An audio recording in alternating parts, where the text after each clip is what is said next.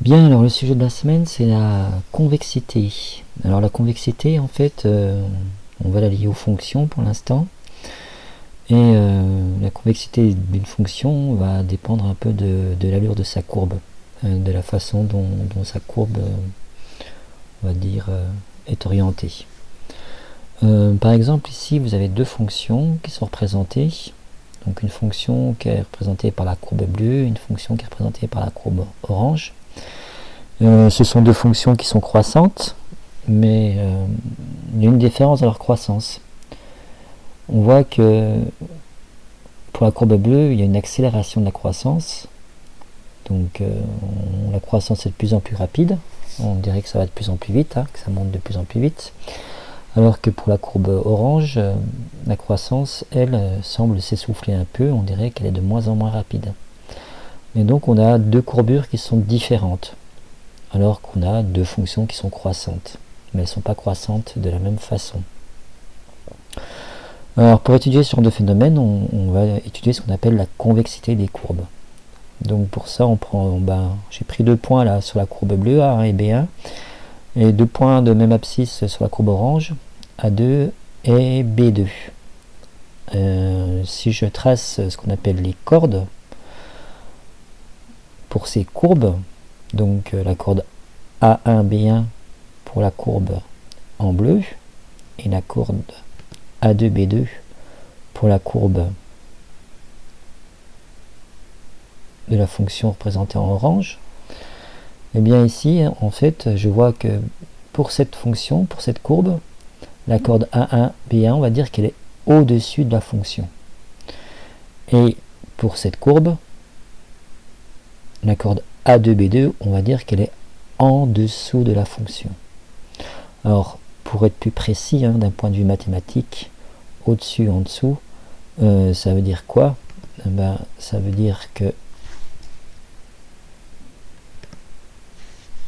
si j'ai une droite là parallèle à l'axe des ordonnées, donc si je prends sur ce segment ici un point M1, et si je prends le point de même abscisse correspondant F1 sur la courbe, eh bien l'ordonnée de F1 est plus petite que l'ordonnée de M1. Tandis que pour la courbe orange, là on dit que la corde est en dessous de la courbe, l'ordonnée F2 est plus grande que l'ordonnée de M2 du segment. Donc on voit bien ici que pour tous les points que je peux choisir ainsi pour la courbe bleue, à chaque fois, si je prends 2 points de même abscisse, l'ordonnée sur le segment est plus grand que l'ordonnée sur la courbe, tandis que pour la courbe orange, quelle que soit l'abscisse, l'ordonnée sur le segment est plus petit que l'ordonnée sur la courbe. Donc on dit ainsi que pour la courbe bleue, la corde est au-dessus de la courbe. Pour la courbe orange, la corde est en dessous de la courbe. Quand la corde ici est au-dessus de la courbe, comme c'est le cas ici, on dit que la fonction est convexe. Lorsque la corde, comme c'est le cas ici, est en dessous de la courbe, quelle que soit la corde que je prends, je peux faire bouger les cordes, eh bien on dit que la fonction est concave. Donc voilà, quels que soient les 2 points que je prends, les cordes elles sont toujours au-dessus de la courbe bleue. Et pour la courbe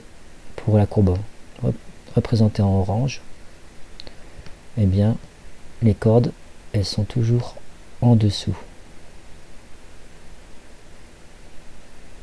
de la courbe en orange. Donc dans ce cas-là, on dit que la courbe en bleu est convexe et que la courbe en orange est concave. Donc on va détailler un petit peu toutes ces notions plus en détail dans le cours et avec quelques exercices.